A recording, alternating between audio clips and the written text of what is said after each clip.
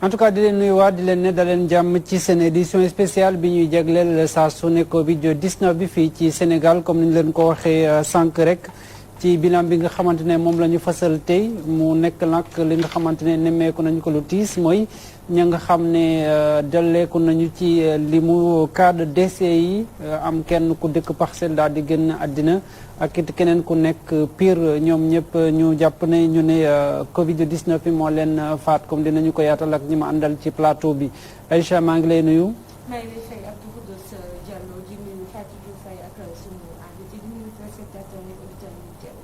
di la nuyu Fatou Diouf Faye. di la fay bu baax Abdou Khoudoss Diallo di nuyu Aïcha Diakhaté ak suñu invité ak bépp koo xamante ne ñu ngi seetaan si jamono bi. Suñu invité justement oustaz Alioune Badiane de la communauté chiite ñu nar a waxtaan ak yow lu jëm ci mbirum diine ñu ngi lay dalal. asalaamaaleykum wa rahmatullah maa ngi leen di ziara seen téléspectateurs yëpp di ñaan yàlla subhanahu wa taala yàlla nañu yàlla aar man nga musuma koor te musali ci musiba bi. oustaz yaa ngi suivre mbir mi sa jàngat. bismillahi rahmaani rahim allahumma salli ala muhammadin wa ali muhammad maa ngi profité ci occasion bi aussi di jaale sama mbokku taalibe ahlul bayt yi nekk ci àddina bi yëpp. parce que ci laylatul qadr bi mu nekk anniversaire bu assassinat bi ñu rey imam Ali alayhi salaam nga xamante ne moo nekkoon premier imaamu yonent bi nekk rakkam nekk borom këru Fatimata bintu Rasoul donc tey jii soo gisee communauté chiite internationale bi yëpp ñu ngi célébrer martyr boobu waaye tam aussi ñëpp ñu ngi ñaan ndax lii jàngat biñ ciy def daal mooy foog naa ne di tubaab yoo xam ne ça saute aux yeux que ñëpp daal xam ne c'est sérieux parce que mbir mi ñi ko yor nga xam ne ñoom ñooy docteurs yi ñu nga xam ne ñoom la yàlla def ñoom ñoo am xam-xam bi je crois que li ñu war a delloo suñu xel ñun ñëpp mooy ñoom la ñu war a déglu fi mu nekk nii te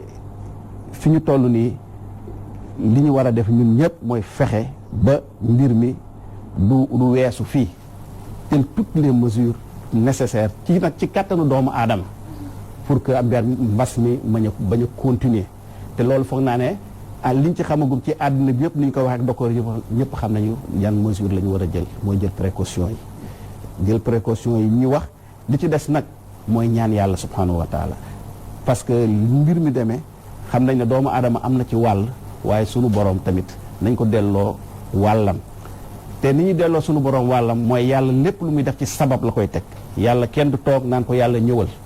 mais yàlla danaan defal li nga war a def ba pare après nga ñaan ma ñaari nag je crois qu'il faut que ñu combiner ñaari doomu aadama bu ñu yaakaar ne ñoom kese mën nañ ci dara waaye bu ñu yaakaar ne dañuy toog di def lu leen neex ba pare ne yàlla na intervenir man je crois que fi ñu toll nii il faut que ku nekk nag dellu ci sa bopp et puis doomu aadama bi yëpp xam li nga xamante ne suñu sang Mawlana Cheikh Mouhamed Ali Aïdara nga xam ne mooy guide de la communauté chiite Mousdaïr toujours la ñuy fàttali mu ne àddina lépp nit mën na koo def rectifier ba mu des perte bakkan nee na bakkan soo xasee ba perte kenn mënatu koo rectifier mu ne nit ki nag tant que eggagul fu muy perte bakkan dafa war a def tout pour ne pas perte bakkan bi loolu moom mooy prioritaire loolu mooy priorité ci lépp lu doomu aadama def ndax julleeg woor ak dem màkk ak lépp bala nga koo mën a def dafay fekk bakkan ba nekk fa te bala nga koo mën a def dëgg tam dafay fekk bakkan ba wér kon préserver la santé est prioritaire sur toute autre chose loolu il faut que doomu aadama yi delloo si man daal jàngat boobu laa ci am que ne fi mu nekk nii fi ñu toll nii il faut que nit ñi revenir sur terre avoir les pieds sur terre et la tête sur les épaules xam ne c'est une responsabilité individuelle c'est aussi une responsabilité collective pour que ñun ñëpp ñu àndandoo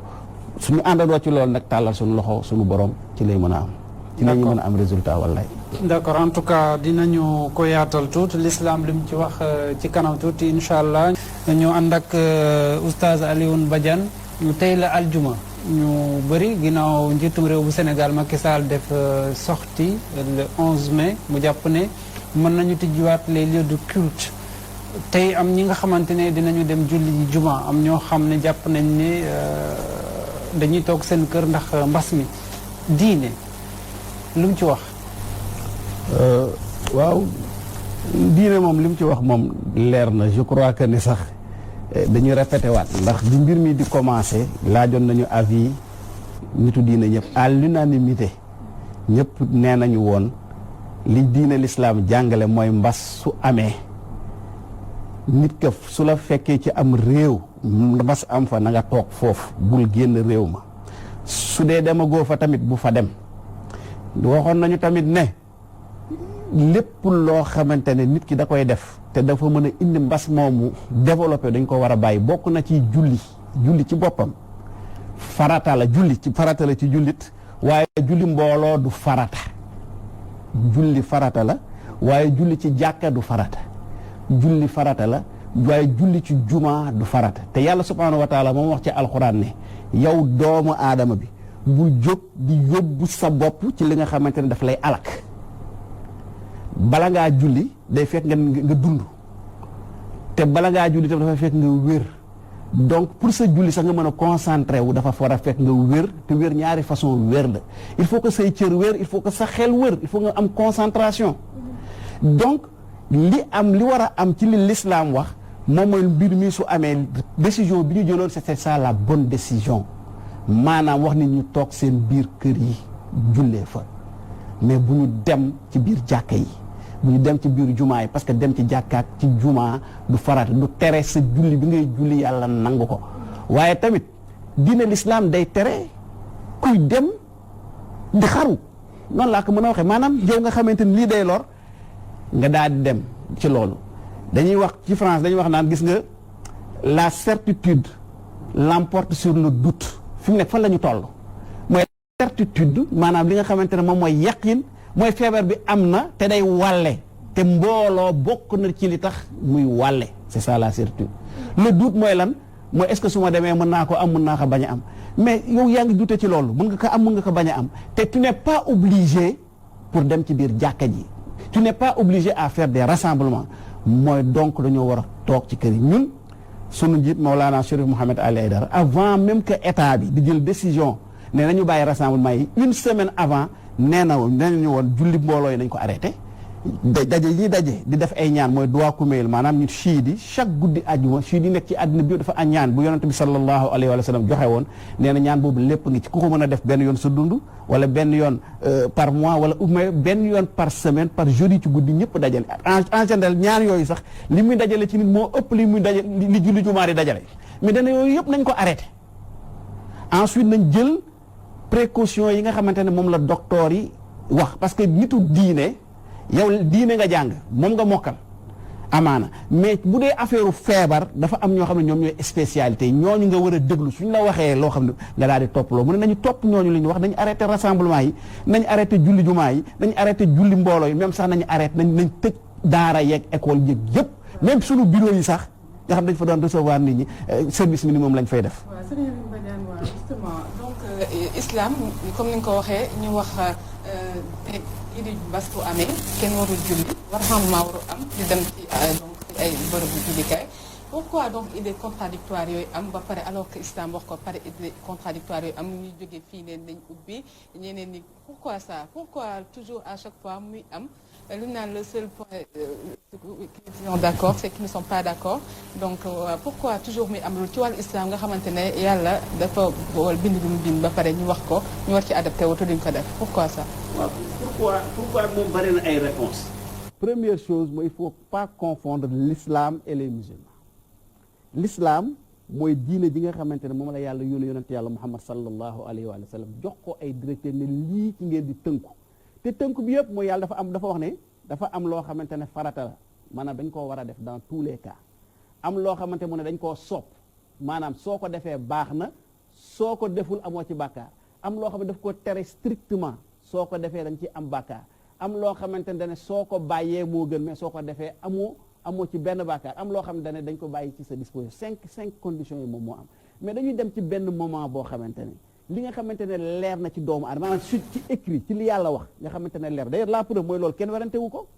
donc li yàlla wax dafa leer li yonent bi wax dafa leer léegi nag doomu aadama yi ñoom ñooy diverger te divergence yooyu yëpp li koy indi moom mooy ku ci nekk c'est par rapport ak yow sa gis-gis mais aussi c'est par rapport à tes intérêts am na ñoo xam ne tey jii ñu ngi def beaucoup d'agitation nañ julli nañ parce que dañuy viser plus loin parce que jëpp a xam ne weeru koor bi am na ñoo xamante ne seen business ci l'islam ci la daan dox bu baax a baax a baax a baax a baax mais waruñu koo businessé mais dañ koy businessé man je parle de li xew waxuma li war a am ak li warut a am mais les faits réels dafa am l'islam business dafa am moo tax ma ne bul def da ngay def différence entre islam et les musulmans. lan mooy islam business. mooy ñi nga xam ne ci la ñuy dundee def ay conférence yooyu ngay def nga ci gagné xaalis di ci gagné notoriété di ci gagné tour comme ni mu amee show business. mais jàngal. waaw dafa am loolu conférence yooyu itam jàngale la. waaw dama ne bu mu baax de conférence dafa am jàngale loolu lépp am na mais lii lépp dama ne daf ci am dama dañuy parti situation normale li war a am laa wax ak li am en fait conférence loolu la waroon a nekk jàngale diine et tout ça là mais li am ba ne ñu bari mag ñu ngi ciy ajouté wu parce que conférence yooyu ñoom ci la ñuy amee seen buzz ci la ñuy amee seen xaalis ci la ñuy amee li ñuy am lépp te lii arrêté na ko. ci la ñuy jàngale itam. waaw d'accord mais bu dee jàngale bi wow boobu mën nañu ko def ci beneen anam. te soo ko kenn ku ne ak sa choix et puis loolu itam mënoo leen ko bañal ndax seen wërsëg la. comprendre woo li ma wax de. dama ne waxuma ne loolu waruta am mais dama ne ñu bari ñu ngi agité parce que comme que loolu ñoom ci la ñuy amee seen wërsëg. te loolu confinement bi ak état d'urgence bi tere na ko donc il faut que ñoom ñu ut ay moyens pour que ñu relever loolu pour ñu mën a dem ci seen liggéey boobu ñuy def parce que ñoom seen business la. bu dee ci wàllu bërëbu jullikaay yi nag xanaa business boobu war a. lan laay wa ñëw nii dama ne li yoon la maanaam déjà. li nga waxoon sànq. pas à pas lay doon si déjà ñu ne ubbi nañu bërëbu jullikaay l'étape suivante mooy comme que ubbi nañ ko kon que lu tax ñuy tere ñuy def conférence dañu war a def suñu ko après ubbi nañ ko léegi xam nga loolu dinañu yoonal julli korité bi encore. xam nga même bu dee jumaa yi ñuy wax ne mën nañu régler nii la ñuy jullee mais julli korité c'est la grande masse et en général c'est ay bayal lañu nekk donc fa le facteur de contagion bu nekk bu gën a garaaw donc dama ne petit pas à pas la ñuy dem suñu deful ndànk nañ dem ba nga xamante ne en fait lépp dañ ko bàyyi te su boobaa nag chacun est mis devant ses responsabilités. léegi ci situation bu ñu toll nii est-ce que nit ki dafa war a déglu sa sëriñ pour jëfe li nga xam ne moom la yàlla wax. nit ki dafa war a déglu sëriñam jusqu'à un certain niveau mooy moo tax dama li ma wax naan la certitude l'emporte sur le doute su dee sa sëriñ lii mu lay wax wóor na la ne sa alku moom moo ci nekk doo ko déglu ci loolu parce que yow yaa ne sànq ci say wax que ne mbir mi bu dooree Sénégal rek la seen sëriñ ne leen arrêté nañu lii cela veut dire que yéen au lieu que ngeen xool li yàlla wax da ngeen préféré di ko déglu. tu n'as pas compris ba léegi li ma la suñu sëriñ dégg dama la njëkk a wax aaya bi yàlla wax ne yow doomu aadama bul jóg di dem ci li la alak comme que léegi àdduna bi yëpp xam ne li day alak day alak nit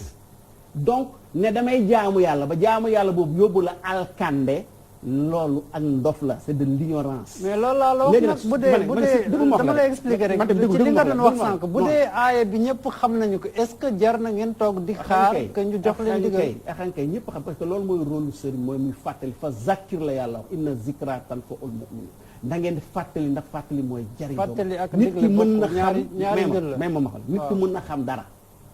parce que alxuraan nit ki mën na ko jàng xam ko nit ki mën na ko fàtte wala nit ki du xam exactement dans une situation telle aaya boobu naka laa koy appliquer loolu mooy rôle sëriñ day jël li yàlla wax mu xam ko bu baax a baax ba pare di ci orienter doomu parce que responsabilité collective responsabilité ci sëriñ la ñi lay topp yow yaa war a aar seen lépp yaa war a aar seen dund waroo leen yóbbu ci lu leen di lor mais yow yaa leen di war a defal loo xamante ne di leen conseiller di leen teg ci yoon boo xamante ne moo tax ñu mën a am jàmmu àddina am jàmmu àllaaxira. est-ce que monsieur Badiane est-ce que Oustaz Badiane est-ce que war nañoo mën a recadrer sëriñ ndaxte ni ko yàlla may voilà est-ce que nit war na am makaama donc di ko recadrer ne ko li nga def nii wala loolu. kay dafa am sëriñ dañ koy recadrer doomu aadama la il n'est pas infaillible loo xamante ne dama lépp leer na il faut ngeen déglu lu may wax dafa loo xamante ne dafa leer ci doomu aadama yi que lii lu xew lii lu leer la maanaam lii mbas la. épidémie la ba léegi même médecins yi maîtriser wuñ ko mu ngi def ay dégâts mu ngi rey doomu aadama yi première réaction sëriñ mooy fexe sama taalibe yi danaa fexe ba duñ ci loo sama taalibe wala jullit dama may mar parce que responsabilité dafa am responsabilité collective am responsabilité individuelle première responsable yi ñi nga xamante ñoom la sëriñ bi nekk seen responsable mooy ay taalibeem parce que dañ ne sooy digal di tere na ngay digal ñi nga xamante ne ñoom soo leen digalee ñuy def soo leen teree ñu bàyyi ñooñu da nga leen di digal di leen tere dañu ci des da ngay leen di conseiller suñu la dégloo baax na suñu la dégluwul baax na mais ki dem ba ne kii mooy sama sëriñ daf la dangaa war a déglu lim lay wax bu dee lim lay wax wóor la ne lii amul benn lool mais su dee sëriñ daf laa wax ne demal julli ji te yow nga xam ne yaa ngi gis kaay yaa ngi gis li muy indi ñëpp xam ne mun nga faa am feebar bi su boobaa nag yaay jël sa responsable su la neexee nga damay topp sëriñ bi su la neexee tam nga ne ah man tamit du ma ko topp mais su boobaa parce que ku nekk ak sa bàmmeel ku nekk aussi yàlla yow lay juger individuellement loolu il faut que loolu leer ci doomu aadama yi sëriñ yi daa wax li tax sëriñ jóg sëriñ c'est un guide xam nga guide mooy lan mooy kii wane yoon wi léegi nag guide ki nangu nekk taalibe mooy ki nga xam ne dafa nangu ñu guide ko mais kii guide doomu aadama daf leen war a guide ci li nga xam ne dafa nekk seen njëriñ àddina ak àllaaxira mais nit tam yàlla dafa def doomu aadama bu nekk yàlla yonent bi mu la njëkk a yónni xam nga ko xam nga ban yonent la yàlla njëkk a yónni ci doomu aadama yonent yàlla xel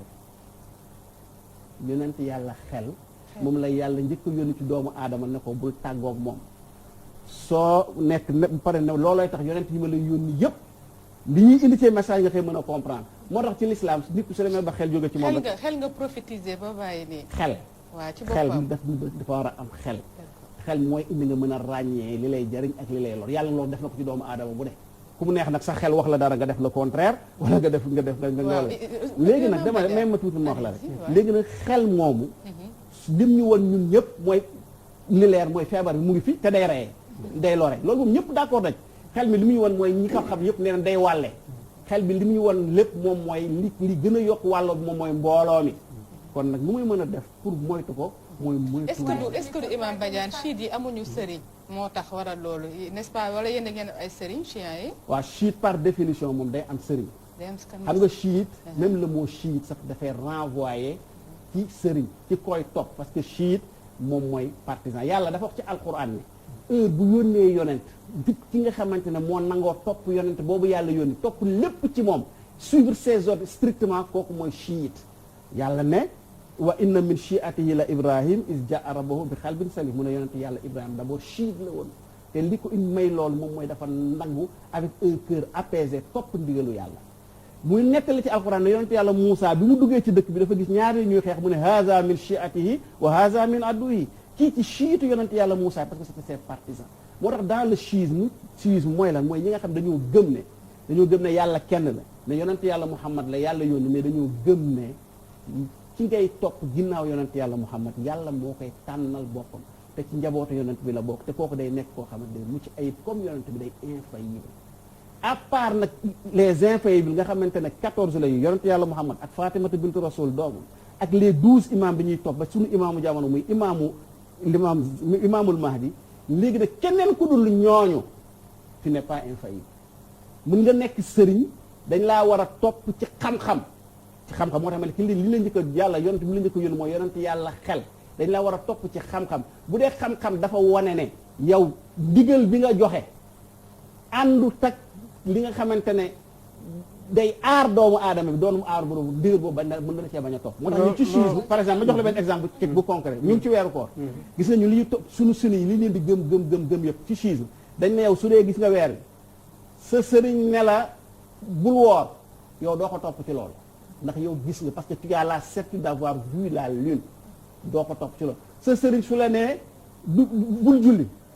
te yow nga xam ne toutes les conditions sont réunies pour nga war a julli te julli farata la ci yow mais da ngay julli léegi nag su lay sa sëriñ tam da la demal deewi demal ci loo xamante ne daf lay lor te loolu mën ngaa def loo xamante ne loolu di nga ko def jaamu yàlla te doo ci lor je voulais juste revenir si xel boobu nga kii balaa ñoo génn ci volet boobu loolu que bu fekkente ne peut-être sa sëriñ moo woote pour ñu julli wala quoi qu'il en soit xel aussi nangu na nga organiser boo xam ne di nga dem julli ci jumaa ja ba ñibbisi te doo wàll kenn te kenn du la wàll ci organisation rek lay tënk dañ doon seere sàppe yi léegi jamono ji mbas mu amee ku ci nekk mën nañ def distance physique boo xamante ne nii 2 mètres la donc di nga dugg ci jàkka ci ba génn julli li ngay julli bien vrai que comme ni nga ko waxee du farata mais quand même du sunna plutôt mais quand même am na loo xamante ne nii xel mën na ko nangu également ñu matale ko loolu mën nga ko nangul ñi nga xam ne dañuy soutenir ba tey ne julli mbooloo mën na am nangul naa leen ko dama ne ku nekk sa position sa gis-gis nangul naa mais pour man loolu guddal génn la loolu doon na am sens bu dee julli mbooloo c'est une obligation su dee julli mbooloo c'est une nous sommes à l'état de prévention da nga jël prévention bi gën a efficace de toutes les façons quel que soit le cas il y a des risques maanaam kat dem ca jàkka ja jël toutes les positions jël toutes les dispositions kooku moo gën a nekk ci risque ka demul de toutes les façons donc te comme que laa dem jàkka du farata man ñi nga xamante ne ñun ñoo bokk xalaat ci côté boobu ak suñu sëriñ lim ñu jox ci ndigal mooy daf ñuy fàttali loolu ne kon comme que loolu am na lépp loo xamante ne rassemblement la jusqu'à preuve du contraire ba ñu xamante ne maîtriser nañ mbir bi nañ ko bàyyi te ñu koy def suñu kër yi parce que comme dafa leen jox ndigal wala da leen fàttali. ñaar yëpp c'est la même chose. non c'est pas non déedéet non déedéet c'est-à-dire que fàttali digle ak tere bokkul. déglu bu baax yow doo déglu bu baax. non maa ngi déglu koy da nga ne. waaw dafa am ndigal gis nga ndigal. yàlla su xasee ba joxe ordre. loolu ndigal la keneen koo fàttaliwaat ku ko fàttali tam ndigal nga joxe. ndigal bi dafa ne yàlla ci boppam moo ne bul leen jóg di jógal seeni loxo di dem ci lu leen di alal déjà c'est un ordre divin.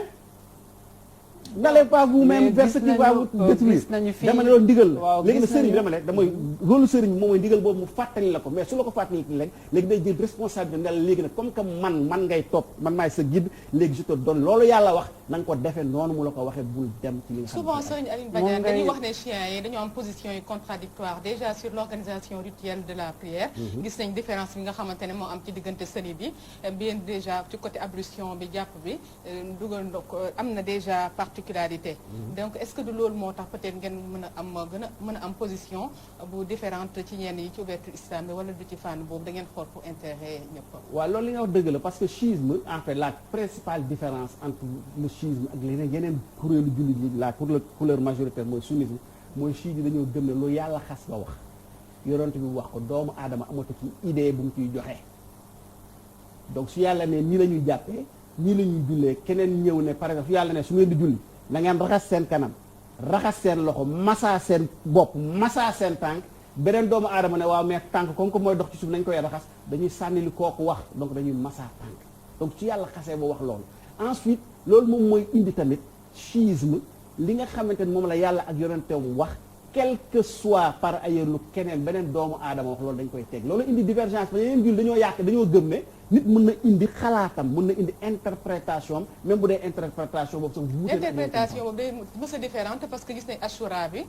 ci Karbala bi imam Ousseynou ni ngeen koy defee autoflagellation bi nga xamante ne di gaañ sa bopp te gis nañ ne jullit duñ ko def mais minorité moo koy def te chiite yi la souvent waaw loolu comme li nga wax li indi loolu mooy dama ne lépp ci njëlbeen bi su yàlla ne atiu allaha wa atiu rasula ulil amri minkum na ngeen topp yàlla ak yonent ak ñi nga xamante ne yàlla man maa leen tànnal pour ngeen war leen topp ginnaaw yonent bi ñu laaj yonent bi ñaan la mu ne maa ngi leen di bàyyi ak alxuraan ak sama njaboot man dinaa fi jóge alxuraan bi du fi jóge mais rôle bi ma doon joué man ci alxuraan di ko expliquer doomu aadama yàlla dina fi bàyyi 12 imams qui vont se succéder dans le temps nga xam ne ki ci njëkk mooy Ali ibn Abi Talib ki ci mujj jamono mooy imaamul Mahdi ñooñu ñoo leen di jàngal lépp loo xamante ne lu ngeen xamul dina lañ ko leeral fii dina ñun ñooñu li ñuy wax loolu la ñu topp parce que loolu la yàlla wax loolu la yonent bi wax ñeneen ñu ne déedéet su yonent bi xasee ba génn àddina julli ñooy seet rek pour leen neex ñu topp loolu moo indi interprétation yu léegi affaire Ashura bi ngay wax mais Ashura mais les gens nañu réfléchir Ashura lan la représente tam xarit ñi koy feete ñoom ñoo war a wax ñoom lan la ñuy feete kon yéen a ngi mais man suñu nee début de l'année mais Ashura mooy 10e jour kay kuy feete début de l'année kay da nga koy war a feete premier jour ensuite liñ ciy def ñoom ñoo war a fan lañ ko teg mais soo demee ci schisme ñun li ñuy wax leer na nañ si jour boobu ci la communauté ñi nga xam ne dañoo contre waa kër yonent bi nangu ci ñoom li leen yàlla joxo jël décision ne dañuy détruire toute la famille du prophète maanaam du ñu bàyyi benn doomu yonent bi ci kaw suuf ki ci desoon di sëtu yonent mooy imam Hussein ak ñu mu ànd ñu boole leen massacrer leen rey leen dagg bopp yi def ko festival ka dagg bopp yi imam Hussein bu mu ko jël dafa tëb fecc ne taajabun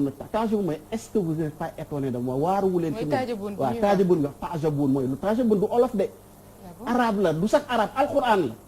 sourate Najm la nekk mu est-ce que jaaxlewu leen ci man Muhammad sët bi mu fi amoon dagg naa bopp baa ngi nii fekk ci def ci li bi ñu jëlee bopp bi yóbbul ko Yezid nga xam ne moo joxe woon ordre boobu c'était le xalif du moment parce que mu ñoom moo jëloon place waa kër yonent bi dane tey jii sama maam yi doon xeex yonent bi Badar ak yeneen xeex yi ba dee ci vengé wul naa leen sët bi yonent bi desoon rey naa ko léegi def naa ko bisu feet boo xamante ne lu fi nit def rek dagan na ba olof yi ne kon sax tam sa xarit dagan na loolu moo indi nit ñi di sol yëre góor ñi di sol yëre jigéen parce que au début comme que lépp dagan dañu doon wax naan ku mu neex góor bu mu neex nga jël jigéen bu la neex dem sëy ak moom jour boobu dagan na waaw léegi nag arabe yi di ko def ba seeg ñu commencé am cas de conscience ñu ne kon nañuy masqué wu ne góor ñu di sol yëre jigéen ñi di sol yëre góor comme ça dañu xam lan mooy xew loolu moo indi loolu ñuy def nii loolu moo indi taaja woon moo indi léegi nag waa kër yonent bi ñun chiites yi jour boobu ñu ne c'est le plus grand jour de deuil dañ koy naqarlu moom mooy lan l'islam bi ñu rey foofu parce que Yéesu bi ñu ko indilee bopp Ousseyn dañ ne rey naa l'islam parce que dindi naa sama dernier opposant li ma doon changé ci diina bi sama maam yi daan ko def pour dévier l'islam léegi amatul kenn ko mën a waay léegi nag ñi nga xam ne dañuy flagellé wu mais loolu kenn santu leen ko mais c'est des mu tey jii Baye Fall bi jël cours di dóor boppam non seulement kenn sant ko mais yow mi dul Baye Fall soo ko defee am ci problème mais moom du ci am benn problème ñi koy def loolu lan la ñuy wax dañ naan ñoom su ma fekke woon Karbala 1000 coups yi nga xam ne moom la ñu dóor imam Ousseyn daggate yaram bi coups yooyu yëpp maa koy recevoir mais du ma seetaan ñuy rey waa kër yonent bi alors que je suis vivant sëriñ yi wax leen dëggal foofu ne leen léegi au lieu que ngeen di def loolu le jour de Ashura mooy jour Tamxarit comme ñun ni ñuy def dem leen def don de sang boobu ngeen def ça va sauver beaucoup de vies l'imam Ousseyn léegi yéen a ngi koy pratiquer Sénégal chaque année ñu ngi koy def mu ne l'imam Ousseyn Chérif Mohamed Ali Aïdara suñu sang nee na l'imam Ousseyn a donné son sang pour sauver l'islam donnez votre sang pour sauver des vies humaines Ashura dañuy joxe deret dañuy dem maye def don de sang mais bi sëriñ ñu joxe ordre boobu am na nit ñoo xam ne dañuy xëy suba dem def seen don de sang ba pare ba xam ne def nañ ko daal di continuer dem dóoraat seen bopp te li ci am mooy ñooñu di ko def ñu koy def depuis plus de 1000 ans kenn mus ci am cicatrice waxuma dee waxuma feebar mais kenn avant la journée tout se dissipe. ba pare prière bi dañ koy def 3 fois 5 fois lañ koy def mais yéen 3 fois aussi. waaw prière bi dañ koy def 3 dañuy def 5 prières en 3 moments loolu yàlla moom moo ko wax. yàlla sunu boroom moom moo définir les heures de prière mu ne aqimu salaat fi duluki shams ila ghasaqi layli wa qur'anil fajr mu ne na ngeen julli quand le soleil est au zénith maanaam mooy tisbaar su demee ba nekk seen diggi bopp bi mu ne ngeen julli après mu ne à l'obscurité de la nuit maanaam su timis bi kukkee maanaam su ñuulee après mu ne fajar donc il y a 3 moments pour 5 prières léegi nag 3 moments yooyu 5 prières moom mooy tisbaar ak takkusaan ñaari yooyu ñoom ñoo bokk heure parce que su solo si bi jant bi xasee ba nekk ci digg bopp yi ba décline na tisbaar jot na soo sërmalee tisbaar takkusaan jot na su la neexee nga boole ko su la neexee nga tàqale ko. lu ñuy def habituellement yéen ngeen koy defee neneen est-ce que looloo tax ñu indi position dama lay expliquer lu tax dama lay wax parce que li ma la wax ñun lépp lu ñu def kenn du ko mën a weddi parce que dañu ko teg ci alxuraan loolu la yàlla wax c'est-à-dire ñi ci des ñeneen ñoom ñoo war a layal li ñuy def mais ci alxuraan bi ngay wax noonu itam wuute xam-xam bi ngay tudd nii yàlla ci boppam wax na ko ci alxuraan te ne moom moo koy atte kon bu dee da ngeen di def ay jugement de valeur bu ngeen yem ci li nga xamante ne moom ngeen di pratiquer ngeen nangul ñi nga xamante ne tamit leneen la ñuy pratiquer. mais je ne dis pas le contraire ki moom koy def maa laaj ñun li ñuy pratiquer la moo ko wax mais ñi des mais ñun li nit di pratique mais yàlla dafa santul benn doomu aadama ngay juger sa morom même ki nga xam ne du jullit imam Ali da ne soo jàkkaarloog doomu aadama jàppal ne sa mbokk la ñu ne ko lu tax mu ne ñaar rek la ou bien sa mbokk la si diine ou bien c'est ton frère dans la création doomu aadama la donc tous les hommes sont frères yow tu es comptable de ce que tu fais l'autre est comptable de ce qu'il fait yow defal li ngay def bàyyi keneen ki mu def li muy def leen nag mun na am mun ngeen waxtaan seen biir pour joxante ay conseils mais ça s'arrête là ñun jugeons personne mais li ñuy def tam ñun dañ ko mën a layel ah c'est le contraire ñun nit ñi ñoo ñuy juger ça nous connaît. Pourquoi cette différence ñun ñëpp nous croyons en Dieu pourquoi donc. différence bu mu sàmm bi yàlla sàkkee ba léegi ñun suñu croyons en Dieu. loolu kay depuis longtemps nous croyons en Dieu mais yàlla daf ñoo may xel. waaw dañuy bëgg a xam parce que yàlla wàccee léegi même ma eggale foofu rek ci heure julli parce que loolu c'est très parce que loolu ñëpp dañ ko war a xam sax parce que ñëpp dañ ko war a xam parce que inter la pour doomu aadama bu ne nga xam li nga xamante ne moom moo lay jariñ daf lay alléger lu bari. waaw ci loolu donc mën nañu boolee tisbaar ak takkusaan parce que ñoom ñoo bokk heure sooy gis si atmosphère bi da ngay gis ne c'est le soleil qui brille en solo donc suñu demee ba nga xam ne jant bi sona diggante bi jant bi di so ak bi timis di jot dina am 15 minutes c'est le crépuscule il faut que marax mi maase heure boobu tam la ñu war a dog koor ndax yàlla dane summa atimu siyaama ilal layli mottali leen koor gi bëgg guddi jusqu'à la nuit nit ñi nag dañu au coucher du soleil ñu dog seen koor te yàlla waxul dane mottali leen koor jusqu'à la nuit même heure bi comme ban heure kon ngeen di tey jii par exemple à 19h 19h40 19h30 moom mooy coucher du soleil wala tey sax 19h38 mooy coucher du soleil ñu bari ci la ñuy dog ñun dañ ci yokkaat 15 ñu ngi dog 19h46 ci la timis di jot ci la dog di jot parce que yàlla da ne accomplissez le jeûne jusqu'à la nuit yàlla mu accomplir bi tekki matale leen mu ne jusqu'à la nuit même heure timis tam bi dana fi rachaqe layl la wax à l'obscurité de la nuit obscurité de la nuit su xasee ba dugg nag soo jullee timis gée jot na su la neexee nga boole leen su la neexee nga tàqali moo tax tisbaar ak tàkkusaan la ñu mën a boole ak timis ak gée yi ci ne sëpp mënuñu leen boole yonent bi sallallahu alayhi wa sallam à l'unanimité de tous les savants musulmans nee nañ li des li mujj ci dundam ba mu nekkee Médine da daan boole tisbaar ak tàkkusaan di boole timis ak gée bi ñu ko laajee lan moo tax mu ne dama bëgg alléger sama communauté parce que dama bañ a sonal sama communauté effectivement maintenant lañ koy doog a comprendre soo xëyee suba bala ngaa ñëw nga sa kër nga julli suba nga dem bureau à l'heure de la pause nga julli tisbaar julli tàkkusaan boole ko soo ñibbiwaatee sa kër julli timis julli gee mais loolu day tax nga matale sa 5 prières sans problème yu bari problème mu tàkkusaan la ñu am ak problème mu gee te tamit suñu jàpp boobu ngay wax tey ji bureau yoo service yu bari soo dem seen lavabo boobu yëpp yàqu na d'accord ndax suñu jàpp di jël seen tànk di ci teg ñun nga xamante ñun raxas suñu tànk bokkul ci jàpp dañ koy massa d'accord je crois que ci affaire jàpp moom laxdar yu ak am na yenn terre yi nga xamante ne loolu dafa leer ku ko jàng war na ko mën a xam bëgg naa tey vendredi la yaa ngi wax li nga xamante ne si affaire julli jumaa bi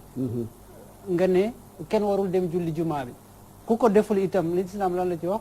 dama ne julli jumaa c'est pas obligatoire ku ko deful amoo ci benn daan loolu xam nañu ko léegi yow nee nga lii la ñu wax waaw bëgg naa xam boo ku ko deful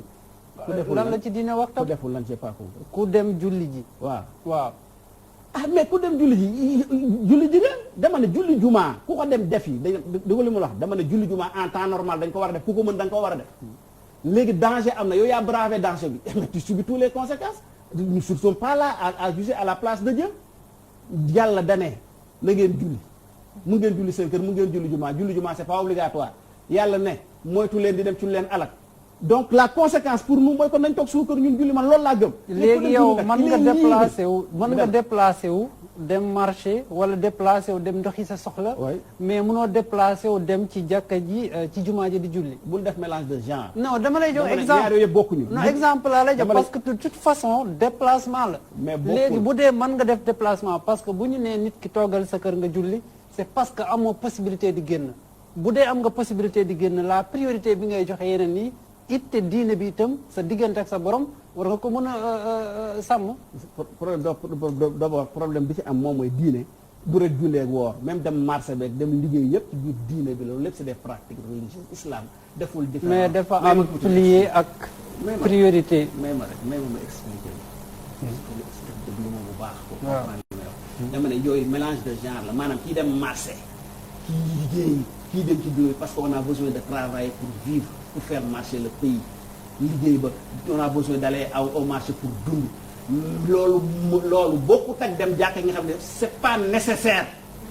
même ñi dem di liggéey soo gisee service bi dañu def service minimum même jigéen ñi daan dem di ndugg chaque jour yi dañoo wàññi ndugg bi dañoo wàññi jour yi mais comme que mënut a ñàkk loolu kenn mënu koo comparer dem jàkka ndax dem jàkka mën na ñàkk lee moo mënut a ñàkk c'est ça c'est nécessaire li nga wax ni liggéey bi dem c'est nécessaire mais dem jàkka bi c'est pas nécessaire dallaay du nécessaire quoi dem ci néegu yàlla yi du c'est pas du nécessité quoi. pour en cas de danger c'est pas nécessaire. non en cas de danger bu dee yow dem nga marché c'est-à-dire que li ma bëgg xam. c'est-à-dire dafa kii dem jàkka léegi lan la bëgg a prouver. mais prouver. yàlla na la mën nga weet ak sa borom. weet ak sa borom nga mën a wutal ko sa biir kër. yaa besoin d'aller à la mosquée. kon su doon loolu jarul ñuy tabax ay jàkka dañu waroon bàyyi rek. boobu moo tax dafa ne en cas normal dafa am cas normal ak cas d'exception. loolu dafa am ci l'islam cas normal dafa am ak cas d'exception li cas d'exception la où c'est la vie des gens qui sont en danger pour que mu xool sa bopp yow bii dem di julli ji mën nga fa am feebar du yem ci yow nga contaminer sa waa kër contaminer sa waa koñ contaminer sa waa bureau mais yooyu yëpp nga ne lan la pour lan moo tax lan moo indi loolu lépp parce que j'ai voulu tout simplement aller à la mosquée mais yow mi bëgg non c'est parce que tu peux prouver c'est parce que dama xool dans toute chose dama ne ñiy dem je respecte ceux qui vont aller à la mosquée dama ne nit ku nekk yow da yaay def le pour et le contre ce que tu gagnes et ce que tu perds. waaw léegi que faire nag Serigne Badiane man que faire waaw que faire à la place donc comme ñëpp ngi bëgg ñuy tirer partout moom li ma mën a wax mooy xam man que c'est ce que je vais faire. qu'est-ce que vous préconisez daal. man préconiser wu ma dara. mais waaw donc selon votre avis dama ne man sama gis-gis si mbir mi. waaw moom mooy comme que julli juma ak julli jàkka du farata. te yàlla may nañu ñu def ko ci suñu biir kër yi te en cas d'exception yu mel nii yonent bi sallallahu alayhi wa sallam li ñu ci jàngal ak li ñu yàlla jàngal mooy ñu moytu lu ñuy lor que mën nañoo julli am ay yool yu bëri suñu biir kër lu ëpp yool yi nga xam ne moom la ñu am ci biir juma te mën nañoo dem ci jumaa yi jëlee fa feebar lor ay doomu aadama. donc c'est de rester chez nous et de prier. mais qui est responsable donc derrière tout cela nga xamante ne yaakaar nga ne dina gën a mën a yokk lii di kaay gën a sonal askan wi donc kan ngay indexé ou bien ñan ñoo war a jël seen matukaay pour nga man de fi xamante mu nekk ne indexé wu ma kenn dama ne fi mu nekk. waaw nan lañ mën a def ba prise de tiiraay position ba- individuelle la daal fi mu nekk daal ku nekk yaa xam waaw fi ñu toll nii selon vous. fi ñu toll nii gis nañ fi am na fu ñu En tant que toll yaa xam li lay jariñ yaa la xam li lay lor responsabilité individuelle qui est dafa am responsabilité même ci islam dafa am lu dafa am responsabilité individuelle ak responsabilité collective Collective. fi mu nekk nous sommes à l'état de responsabilité individuelle kon dafa da nga am bëgg a wax kon état bi jamono ji dafa jël mesure yëpp teg ko ne askan wi jël leen seen responsabilité en main. état mënut a imposer kenn nga julli mënut a imposer kenn nga bañ a julli état li mu mën a wax mooy lii laa def tëj nañu lieu de culte yi nangam ak nangam ak nangam léegi nag ubbi nañ ko mais ku mu neex waxul ne nañ ñëpp julli ji par force état amul benn possibilité pour imposer nit ñi kenn amul kenn yow amul possibilité imposer la nga julli wala nga bañ a julli wala nga nelaw wala nga bañ a nelaw wala nga ree wala nga bañ a ree yow yaay seet ndax di nga ko war a def wala amal la njariñ donc fi ñu toll nii loolu chacun n'a qu'à prendre ses responsabilités li taxoon sànq ngay wax dama ne ñun dans notre communauté dans la communauté Chine Mousdaïr sunu sëriñ avant lii sax di xew déjà jël na les devants kan mooy seen sëriñ Chérif Mouhamad Ali Aydara Fu mu nekk? ñun mooy sunu sëriñ mu ngi fii ci Dakar mais moom mu ngi cosaanam mu ngi nekk Daaru Ijratu dafa jël les devants. Avant wala même dafa que leen di l'État. fàttali li diine bi wax. waaw fàttali li yàlla wax avant que même l'état ne nañu bàyyi rassemblement yi nañu bàyyi julli ci biir jàkka yi nañu bàyyi nangam ak nangam ak nangam déjà neen comme que loolu lépp mën nañu ko def suñu biir kër yi